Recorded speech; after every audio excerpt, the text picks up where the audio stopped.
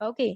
Then हमने उसके बाद पढ़ा था कि जो ट्रांसप्लांटेशन का प्रोसेस है उसके क्या क्या फायदे हैं हमें। ओके, कि एडवांटेज क्या क्या है। आज जो स्टूडेंट्स हम पढ़ने वाले हैं वो मैंने आपको फर्स्ट डे बताया था, क्या बताया था कि जो आपकी बेसिक प्रैक्टिसेस होती हैं, कि मतलब आप कौन कौन सी प्रैक्टिसेस करते हो क्या करने के लिए, अपनी एक तरह से फसल को अच्छी करने के लिए। ओके, तो बेसिक्स जो आपकी प्रिपरेशंस थी वो कौन कौन सी थी, basic sorry practices, not preparation, practices. सबसे पहली जो थी वो थी आपकी, मैंने आपको बता दिया था, प्रिपरेशन ऑफ सॉयल। सबसे पहले आप सॉइल को प्रिपेयर करते हो, उसके बाद मैंने आपको बताया था आप शॉइंग करते हो। ठीक है। थर्ड मैंने आपको बताया था आप क्या ऐड करते हो, मेन्योर्स एंड फर्टिलाइजर्स। ओके, अब मैं यहाँ से स्टार्ट करती हूँ। मैंने प्रिपरेशन ऑफ सॉइल करा दिया आप लोगों को, शॉइंग करा दिया। आज मैं स्टार्ट करती हूँ students adding manures and fertilisers. तो today's our topic is adding manures and fertilisers. कि अगर आपको किसी भी फील्ड में मैन्योर ऐड करने हैं, फर्टिलाइजर्स ऐड करने हैं, तो पहली बात तो करने क्यों है। ओके, और अगर आप उनको ऐड कर रहे हो तो फर्स्ट ऑफ ऑल ये आए कहाँ से, इनकी जो सिंथेसिस है वो कहाँ से होती है। तो कल मैंने आपको क्या बताया था कि मान लीजिए आपके पास एक फील्ड है। ठीक है, अगर आप उस फील्ड में क्या करते हैं, रिपीटेड ग्रोइंग करते हैं, क्या करते हैं, रिपीटेड ग्रोइंग करते हैं किसी भी क्रॉप प्लांट की। जब आप बार बार एक ही खेत में क्या करते हो, रिपीटेड ग्रोइंग करते हो, तो उसकी वजह से क्या होता है स्टूडेंट्स, जो मिट्टी है उसकी जो उपजाऊ शक्ति है, दैट मीन्स कि जो फर्टिलिटी है वो क्या हो जाती है, खत्म हो जाती है। ठीक है, जब वो फर्टिलिटी खत्म हो जाती है तो क्या होगा, हमें उसको फर्टिलिटी वापस प्रोवाइड करानी है। ओके, मतलब आप ये बोल सकते हो कि अब जो सॉयल थी हमारी रिपीटेड ग्रोइंग से क्या हो गई, इन फर्टाइल हो गई। ओके, अब हमें जब उसको वापस से फर्टिलिटी प्रोवाइड करानी है तो हम लोग क्या करते हैं, या तो उसमें ऐड करते हैं मेन्योर्स। ओके, और या फिर ऐड करते हैं फर्टिलाइजर्स। ठीक है, अब अगर मैं बात करती हूँ कि मेन्योर और फर्टिलाइजर्स हैं वो सबसे पहली बात बनते कैसे हैं। ओके, तो अगर मैं सबसे पहले बात करती हूँ स्टूडेंट्स मेन्योर की, तो मेन्योर क्या होता है, मेन्योर जो होता है वो हमारा एक टाइप का कैसा फर्टिलाइजर है, नेचुरल फर्टिलाइजर। कैसा फर्टिलाइजर है, नेचुरल। ओके, नेचुरल फर्टिलाइजर कैसे है कि ये जो है ये किससे बनता है, जो भी हमारे माइक्रो ऑर्गेनिजम्स होते हैं वो क्या करते हैं, जो भी हमारे माइक्रो ऑर्गेनिजम्स होंगे वो क्या करेंगे स्टूडेंट्स, जो भी हमारे प्लांट्स होते हैं उनका जो वेस्ट होता है, ठीक है, या फिर मान लीजिए कोई एनिमल का वेस्ट है। ओके, और अदरवाइज मान लीजिए कोई प्लांट का वेस्ट है, कोई एनिमल का वेस्ट है, या फिर कोई भी ह्यूमन वेस्ट है। ठीक है, तो क्या होगा, रोहित, क्या हुआ बेटा, रोहित। मैम वो उनको डिकम्पोज कर देंगे। नहीं मैम नहीं, थोड़े से लिख रोहित ने हाथ मैम खड़ा किया हुआ था। मैम थोड़ा सा लिख उनको यस, मैम अगेन मैम थोड़ा सा लिख दे बाय। क्लियरली बोलो, मुझे सुन नहीं रहा है। मैम थोड़ा सा लिख नहीं पाए, नेटवर्क में प्रॉब्लम थी। नेटवर्क इशू था, कोई बात नहीं रोहित, अगर यस नेटवर्क इशू है तो सेम टू सेम वीडियोस मेरी यूट्यूब पे अवेलेबल हैं, आप वहां से नोट्स बना सकते हो। अभी आप समझने पे फोकस करो। ओके, अगेन किसी को ओके। कोई भी डाउट होता है स्टूडेंट, आप सिर्फ अपना हैंड रेज कीजिए। ओके, क्योंकि मैंने म्यूट के ऑप्शंस ऑलरेडी आप लोगों के लिए बंद किए हुए हैं। ठीक है, सो देखो, अब अगर मैं बात करती हूँ तो माइक्रो ऑर्गेनिजम्स क्या करते हैं। कोई भी प्लांट वेस्ट होता है, कोई भी एनिमल वेस्ट होता है या कोई भी ह्यूमन वेस्ट होता है, ये माइक्रो ऑर्गेनिज्म इन सारी चीजों को क्या करते हैं, डिकम्पोज, मतलब इनको गला देते हैं, एक तरीके से सड़ा देते हैं। ठीक है, होगा क्या कि मान लीजिए फॉर एग्जाम्पल मेरे पास काव डंक है, गाय का गोबर तो सभी ने सुना ही है ना, गाय का गोबर है। मैं किसान हूँ फॉर एग्जाम्पल, अब मैं किसान हूँ, मैंने क्या किया कि मैंने एक बहुत खुली जगह में, बिल्कुल ओपन प्लेस में, मैंने क्या किया, मेरे खेत में एक पिट खोद दी, मतलब एक गड्ढा खोद दिया। ठीक है, अब मैंने उस पिट में क्या किया, मैंने काव डंग डाल दिया, और मैंने मान लीजिए जो मेरी वेजिटेबल्स की पील्स वगैरह जो होती हैं, ठीक है, वो डाल दी, फ्रूट्स की पील्स डाल दी। ओके, मतलब जो भी हमारा एक तरीके से किचन वेस्ट होता है, मैंने वो डाल दिया। ओके, देन उसके बाद मैं बोलती हूँ मैंने कुछ ह्यूमन वेस्ट डाल दिया, एंड इवन मैंने कुछ प्लांट वेस्ट डाल दिया। ओके, मैंने क्या किया स्टूडेंट्स, मैंने एक गड्ढा खोदा, उस गड्ढे में मैंने गाय का गोबर डाला, उसके बाद जो ऊपर के छिलके होते हैं सब्जियों के वो डाल दिए, फ्रूट के होते हैं वो डाल दिए। ठीक है, उसके बाद मैंने जो किचन का वेस्ट था, जैसे हमारी जो सब्जियां वगैरह गली सड़ी होती है वो डाल दिया, ह्यूमन वेस्ट और प्लांट वेस्ट। जब मैंने इन सारी चीजों को डाल दिया सॉइल में गड्ढा खोदकर, तो कुछ टाइम बाद आप देखोगे, आप क्या देखोगे कि जो माइक्रो ऑर्गेनिजम्स हैं, जो हमारे सूक्ष्म जीव हैं, वो क्या करते हैं, इन सारी चीजों को बहुत ज्यादा गला देते हैं, डिकम्पोज कर देते हैं।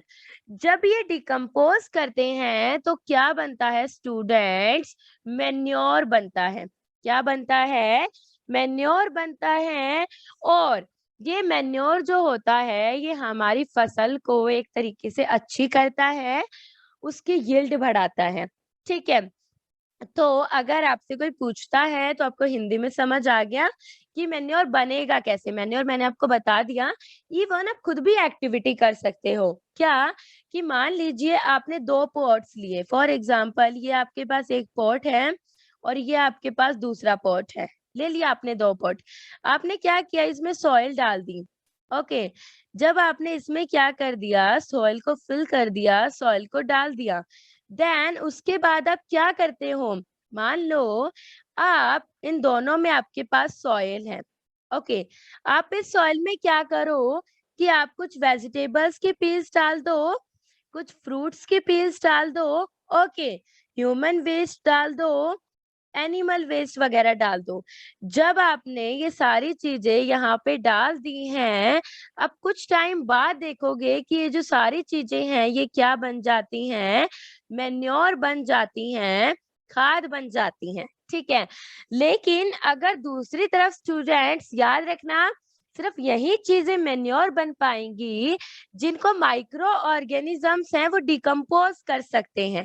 ठीक है, अगर मान लीजिए मैं सेकंड फ्लावर पॉट में यहाँ पे प्लास्टिक की बोतल ले लेती हूँ, ठीक है, या फिर मान लीजिए मैं ग्लास ले लेती हूँ, कांच का ग्लास जो होता है मेरा, ठीक है, अगर आप इसको देखोगे तो आप ये देखोगे कि माइक्रो ऑर्गेनिजम्स इनको नहीं खा सकते, क्योंकि ये उनका खाना ही नहीं है। अगर हमारा खाना मान लीजिए, आप अपने से लेकर चलिए, अगर हम खाते हैं रोटी सब्जी ये सब खाते हैं, लेकिन अगर मान लो हमें कोई खाने के लिए मांस वगैरह दे दे तो हम लोग नहीं खा सकते। तो माइक्रो ऑर्गेनिजम्स भी इन सब चीजों को तो खा सकते हैं, लेकिन इनको नहीं खा सकते, तो ये इजिली डिकम्पोज नहीं होंगे। ठीक है, डिकम्पोज नहीं होंगे तो उसकी वजह से मैन्योर नहीं बनता है। ठीक है, तो आप सबसे पहले क्या लिखोगे कि मैन्योर होता क्या है। अगर आपसे मैं एक बहुत ही सिंपल टर्म में पूछती हूँ that what is a manure, तो आप मैन्योर की जो डेफिनेशन है वो क्या दोगे। आप बोलोगे कि manure is a natural substance, कि जो मैन्योर होता है वो क्या होता है, एक हमारा बिल्कुल प्राकृतिक पदार्थ होता है, नेचुरल सब्सटेंस होता है, जो हमें मिलता है, किससे मिलेगा students? Obtain by the decomposition, जो किसके सड़ने से, किसके गलने से मिलता है? डिकम्पोजिशन ऑफ एनिमल वेस्ट, या तो जो हमारा पशुओं का वेस्ट है वो, लाइक एनिमल वेस्ट में मेनली काउ डंक जो होता है, गाय का गोबर है या भैंस का गोबर है उससे, ठीक है, या तो हमें एनिमल वेस्ट से मिले, या फिर स्टूडेंट हमें कोई भी ह्यूमन वेस्ट से मिले। ह्यूमन वेस्ट में मेनली जो फेसिस होते हैं वो आते हैं, ठीक है, एंड या फिर कोई भी प्लांट रेजिड्यू से। रेजिड्यू का मतलब होता है एक तरीके से बचा हुआ। प्लांट रेजिड्यू में मान लीजिए आपकी कोई लीव्स है, ओके, वो लीव्स आपकी ड्राई हो गई हैं और काफी टाइम बाद आप खुद नोटिस करते हो कि ये लीव्स हैं, ये झड़ने लग जाती हैं, और फिर कुछ टाइम बाद आप देखते हो कि ये मिट्टी में मिल जाती हैं, तो दैट मीन्स ये क्या हो गई हैं? डिकम्पोज हो गई हैं। अदर ये जो हमारी सारी चीजें हैं, ये क्या प्रोवाइड करती हैं? ये हमारी जो सॉइल है उसको क्या करती हैं स्टूडेंट्स? फर्टाइल करती हैं। क्या करती हैं? हमारी सॉइल को फर्टाइल करती हैं। तो आप इसकी डेफिनेशन क्या दे सकते हो कि a manure is a natural substance, जो खाद है वो नेचुरल सब्सटेंस है जो हमें डिकम्पोजिशन से मिलता है, human waste, plant waste and animal waste, and it makes soil more fertile. आप इसमें आगे डेफिनेशन क्या लिखोगे? And it makes soil more fertile, कि ये सॉइल को बहुत ज्यादा उपजाऊ बनाता है, फर्टाइल बनाता है। ठीक है, यहाँ तक आई थिंक सभी को समझ आ गया होगा। अब अगर स्टूडेंट्स में आगे बात करती हूँ, आगे बात क्या करती हूँ कि मैंने ये तो बोल दिया कि ठीक है, जो मेन्योर होती है ना वो हमारी नेचुरल है, ठीक है। अब मान लो कि आप 2 क्रीम लाए, ठीक है, एक क्रीम आप मार्केट से वो लाए जो बहुत सारे केमिकल्स वाली थी, ठीक है, और एक आपने अपने घर पे क्रीम बनाई एलोवेरा वगैरह को यूज करके, फेस क्रीम, ठीक है। अब आप खुद नोटिस करोगे कि जो आपकी, फॉर एग्जाम्पल मेरे पास कोई 2 क्रीम है, ठीक है, कौन सी क्रीम है? फेस क्रीम है, चेहरे पे लगाने वाली मेरे पास 2 क्रीम है। अब जो एक क्रीम है ना वो तो बिल्कुल नेचुरल है। नेचुरल का मतलब वो मैंने खुद बनाई है, मान लो मैंने उसमें एलोवेरा डाला है या फिर मैंने उसमें तुलसी डाली है, डिपेंड करता है क्या डाला है, एलोवेरा, तुलसी, ये सब, ओके। दूसरी क्रीम है उसमें हमारे बहुत सारी अमाउंट में केमिकल्स हैं, ओके। आप खुद नोटिस करेंगे स्टूडेंट्स कि जो केमिकल्स वाली क्रीम है वो क्या होती है? मोर अफेक्टिव, बहुत ज्यादा इफेक्टिव होती हैं, और ये असर भी क्या करती है? बहुत ही जल्दी होती हैं, तो फास्ट होती हैं और मोर इफेक्टिव होती हैं। लेकिन अगर मैं बात करूं नेचुरल क्रीम की जो मैंने घर पे बनाई है, आप देखोगे कि उस क्रीम का जो असर है वो हमें पता नहीं कितने दिनों बाद देखने को मिलता है, ओके। तो अब जो हमारी केमिकल्स वाली क्रीम है वो हमारी कौन सी है? फर्टिलाइजर है। और जो हमारी नेचुरल क्रीम है वो क्या है? हमारी मेन्योर है, ठीक है।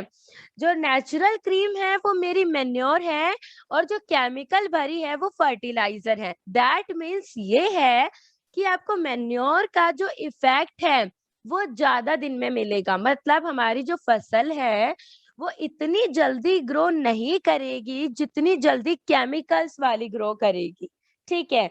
तो आप क्या लिख सकते हो कि जो मैन्योर्स होते हैं उनमें क्या होगा? या तो हमारा प्लांट वेस्ट, अभी मैंने आपको बताया, प्लांट वेस्ट हो सकता है, ठीक है, एनिमल वेस्ट हो सकता है, ये सब चीजें हो सकती हैं, ठीक है। तो ये हमारा क्या है? नेचुरल है, ओके स्टूडेंट्स। बट ये नेचुरल है, लेकिन ये जो हमारे मेन न्यूट्रिएंट्स होते हैं, मेन न्यूट्रिएंट्स लाइक हमारे पास जो हमारे प्लांट को सबसे ज्यादा चाहिए वो या तो नाइट्रोजन चाहिए, ठीक है, या पोटाशियम चाहिए या फिर फास्फोरस चाहिए, ठीक है। तो जो ये तीनों न्यूट्रिएंट्स हैं, ये मैन्योर प्रोवाइड नहीं करवा पाता। जैसा कि मैंने आपको बताया कि ये बेचारी नेचुरल क्रीम है, ठीक है।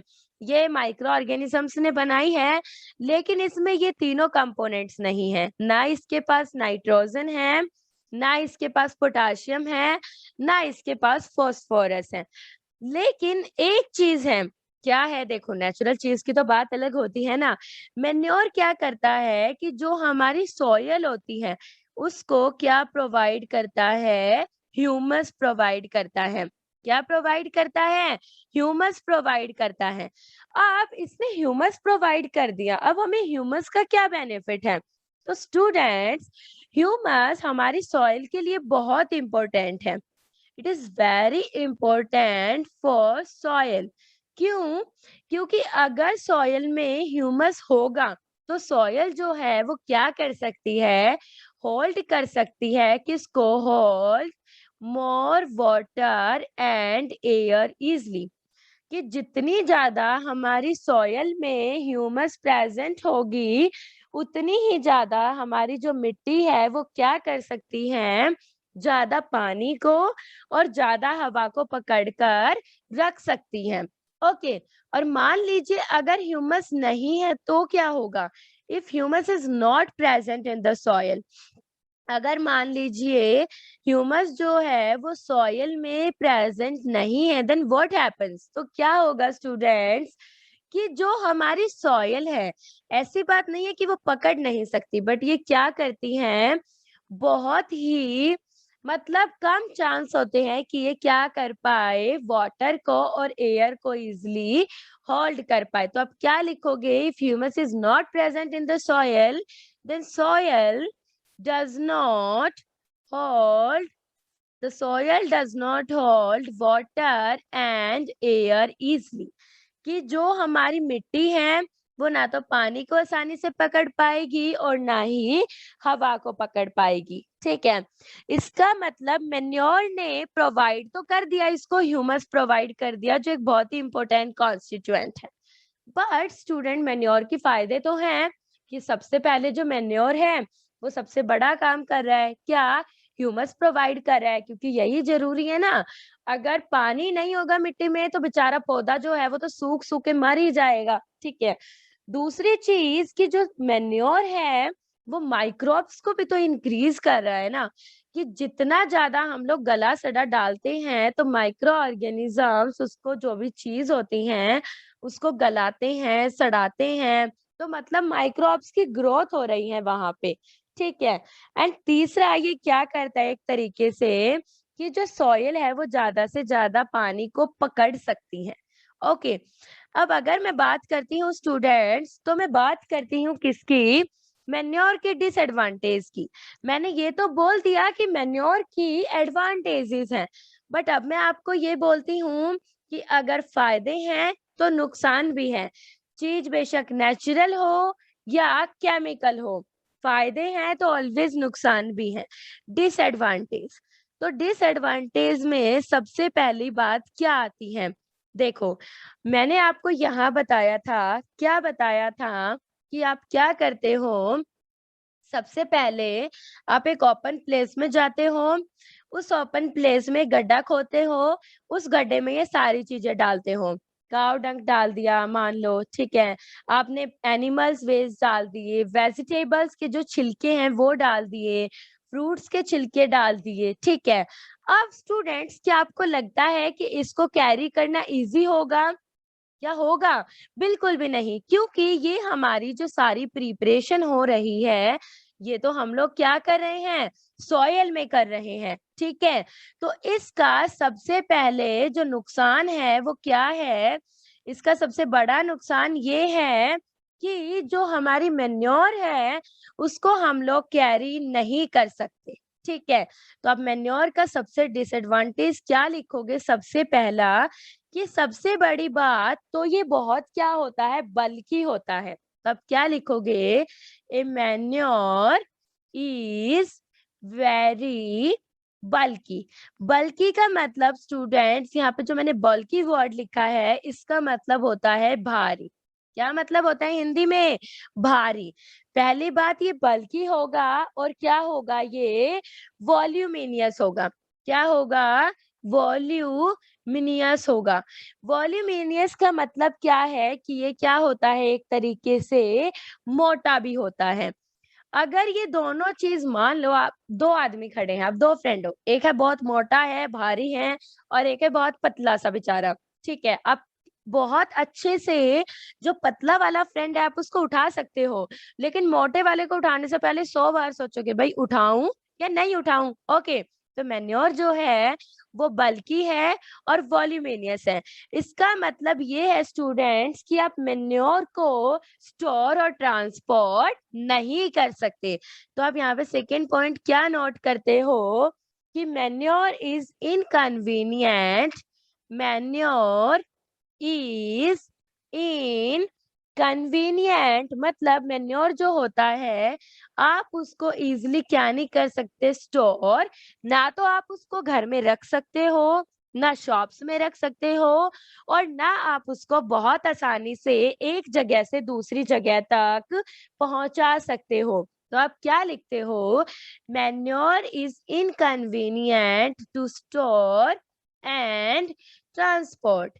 किसको एक जगह से दूसरी जगह लेकर जाना भी मुश्किल होता है, और दूसरी बात कि जो हमारा स्टोर करना होता है वो भी हम लोग इसको इजीली स्टोर नहीं कर सकते। ठीक है, थर्ड जो होता है वो हमारा क्या होता है स्टूडेंट, कि जो मेन्योर होता है, मैंने आपको बताया दो चीजें। अब तीसरा पॉइंट मैं बोलती हूँ कि इसकी और डिसएडवांटेज के, असुविधाजनक जो होता है। अगर आपको इनकन्वीनियंट का मतलब नहीं समझ आया है हिंदी में, तो मैं आपको बता देती हूँ। असुविधाजनक, ठीक है, जो मतलब हमारे लिए बहुत इजी नहीं होता है ले जाना।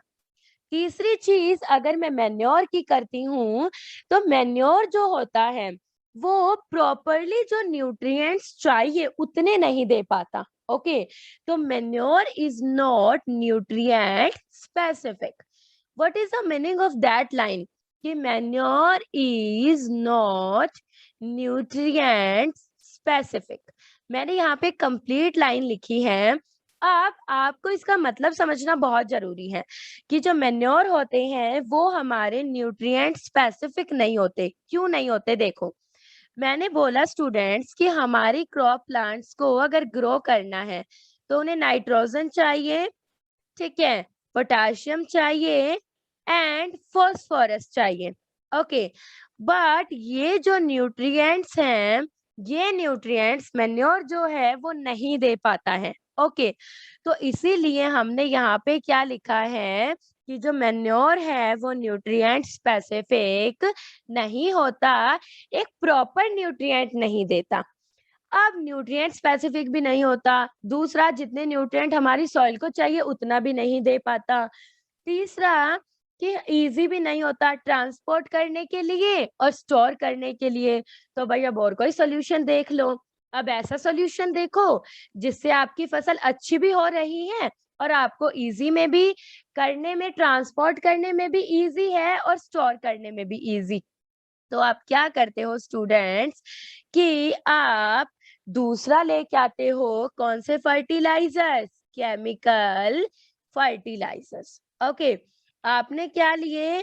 सबसे पहले नेचुरल फर्टिलाइजर का यूज करके देख लिया, लेकिन भाई नेचुरल फर्टिलाइजर के भरोसे तो बैठे रहना पड़ेगा और हम बैठने वाले हैं नहीं।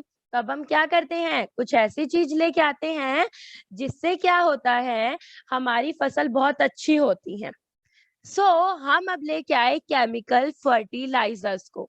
अब केमिकल फर्टिलाइजर्स में क्या होगा स्टूडेंट? देखो, जो केमिकल फर्टिलाइजर्स होते हैं वो क्या होते हैं, या तो कोई भी साल्ट होंगे या कोई भी ऑर्गेनिक कंपाउंड होंगे। ओके, क्या होंगे कि एक chemical fertiliser is a salt, या तो वो कोई साल्ट होंगे या क्या होंगे, ऑर्गेनिक कंपाउंड्स होंगे, जिसमें क्या होता है कि जो न्यूट्रिएंट नाइट्रोजन, फॉस्फोरस, पोटाशियम हमारे प्लांट को चाहिए, वो सारे न्यूट्रिएंट्स कौन प्रोवाइड करता है? Chemical fertiliser. तो इसमें क्या होते हैं?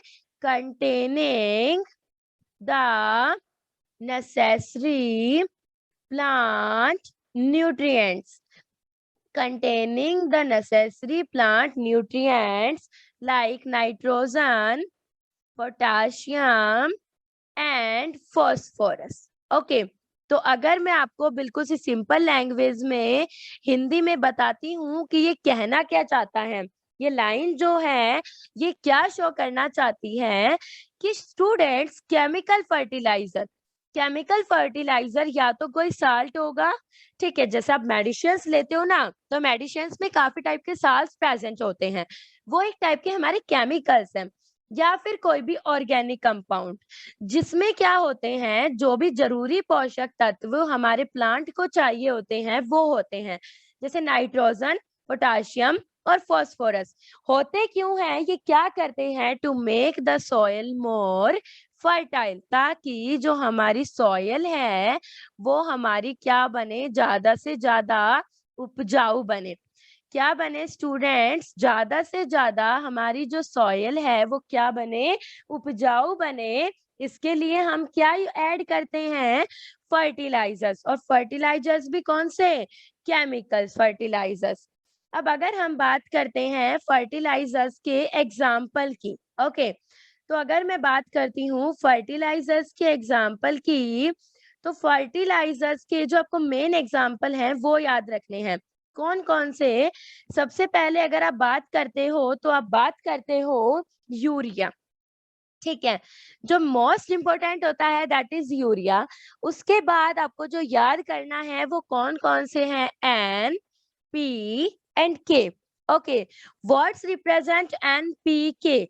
Student, N represents nitrogen, okay, here is P represents phosphorus and the symbol K represents potassium. Okay, जो N for nitrogen, P for phosphorus and K for potassium.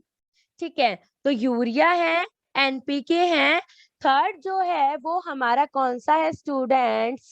Ammonium sulphate. Yes, मानविक बताइए। Ma'am इनके फॉर्मूले लिखवा देना। हाँ जी, okay fine, मैं फॉर्मूले लिखवा दूंगी। हाँ, जस्ट वेट अ मिनट। तो हमारे पास क्या होगा स्टूडेंट्स? मैंने बोला कि आपके पास क्या है? आपके पास यूरिया है, एनपीके है, ओके, देन आपके पास है अमोनियम सल्फेट, उसके बाद आपके पास है super phosphate and potash. Okay, आपके पास क्या क्या होगा? आपके पास अमोनियम सल्फेट होगा, सुपर फॉस्फेट होगा एंड पोटाश वगैरह होंगे। तो अब मैं उनके केमिकल फॉर्मूले जो हैं वो आपको बता देती हूँ एक एक करके। आप सभी को अपनी नोटबुक में नोट डाउन करने हैं, ये बात याद रखना। ओके, देखो, मैंने बताया आपको third, that is ammonium sulphate. Okay, third कौन सा है हमारा? Ammonium sulphate. अमोनियम सल्फेट के बाद स्टूडेंट्स जो हमारा फोर्थ है वो हमारा कौन सा है? Super phosphate. कौन सा है? Super phosphate. बेटा ये सारे जो एग्जांपल्स हैं, डोंट बी कंफ्यूज, मैं आपको सारे फर्टिलाइजर्स के एग्जांपल्स बता रही हूँ यहाँ पे। ओके, एंड एट लास्ट जो हमारा बच गया वो हमारा कौन सा है? पोटाश। ओके, अब मैंने आपको नाम तो बता दिए हैं। अब जो कोई भी स्टूडेंट जिसको केमिकल फॉर्मूले याद करने में इंटरेस्ट है वो अच्छे से कर लेना। जिनको लगता है कि हमें लर्न नहीं हो रहे हैं, बेटा आप इस चीज को बार बार देखोगे तो आपको याद होंगे। ओके, सबसे पहले मैं बात करती हूँ अमोनियम सल्फेट की। तो अमोनियम सल्फेट का फॉर्मूला क्या होता है? NH4 twice SO4। देखो, याद करने का कैसे? अमोनियम का जो फॉर्मूला है वो है NH4। यहाँ पे NH4 किसको रिप्रेजेंट करता है? अमोनियम ग्रुप को। अमोनिया जो ग्रुप होता है अमोनियम, ओके। और जो हमारा SO4 है वो यहाँ पे किसको रिप्रेजेंट करता है स्टूडेंट? सल्फेट को। तो हो गया फॉर्मूला अमोनियम सल्फेट। अब अगर मैं बात करती हूँ सुपर फॉस्फेट की, तो सुपर फॉस्फेट का जो फॉर्मूला होता है वो क्या होता है? देखो, Ca, सबसे पहले इसमें कैल्शियम होगा, ठीक है। उसके बाद 4 हाइड्रोजन होंगे, 2 फॉस्फोरस होंगे और 8 ऑक्सीजन होंगे। क्या? सुपर का मतलब अरे बहुत मतलब शक्तिमान है ये, ठीक है। तो कैल्शियम होगा, हाइड्रोजन होगा, यहाँ पे फॉस्फोरस होगा और ऑक्सीजन होगा। एट लास्ट अगर मैं बात करती हूँ पोटाश की, तो the formula of potash is क्या है यहाँ पे? KOH। हियर इज, मैंने आपको पहले भी बताया, यहाँ पे जो K है इसका मतलब होता है स्टूडेंट पोटाशियम, और here the OH group represent hydroxide, तो इसका नाम होता है पोटाशियम हाइड्रोक्साइड, ओके। यूरिया जो होता है, यूरिया का फॉर्मूला क्या होगा? यूरिया का जो फॉर्मूला है वो क्या होगा students? That is CH4N2O, okay. आप इसको बोलते क्या हो? मान लो अगर आपको CH4N2O नहीं याद रहता है तो आप इसको बोल सकते हो अमोनियम साइनेट। क्या बोल सकते हो? Ammonium cyanate. Yes, anyone? कोई प्रॉब्लम है? No ma'am. Okay no ma'am. Okay no okay, ma'am. Fine fine. So हमारे पास ये जो एग्जाम्पल्स हैं ये फर्टिलाइजर्स के एग्जाम्पल्स हैं, जो हमें क्या बताते हैं कि कौन कौन से फॉर्मूले होंगे। आपको अगेन मैं रिपीट कर देती हूँ एक बार। सबसे पहले अमोनियम सल्फेट है जिसका फॉर्मूला होगा NH4 2SO4, that is ammonium sulphate, okay. Super phosphate का जो होता है वो हमारा क्या होता है? CaH4P2O8। पोटाश का होता है आपका KOH, and at last urea का होता है ये। अब मैंने आपको जब फर्टिलाइजर पढ़ाना स्टार्ट किया था मैंने आपको ये बोला था कि फर्टिलाइजर हमें नाइट्रोजन देते हैं, पोटाशियम देते हैं और फास्फोरस देते हैं। यहाँ पे आप खुद देखोगे, क्या देखो यहाँ पे स्टूडेंट्स, आपको सबसे पहली बात यहाँ पे आपको नाइट्रोजन मिल रहा है, ठीक है। यहाँ पे आपको फास्फोरस मिल रहा है, यहाँ पे आपको पोटाशियम मिल रहा है। मतलब जो हमारे मेन न्यूट्रिएंट्स हैं जो हमारी फसल के लिए अच्छे रहते हैं वो हमें कौन प्रोवाइड करते हैं? फर्टिलाइजर्स प्रोवाइड करते हैं। स्टूडेंट्स बेटा आज मैं यहीं तक करवा रही हूँ, ओके। कल मैं आपको इसके आगे बताऊंगी। पहली बात ये, आपको कोई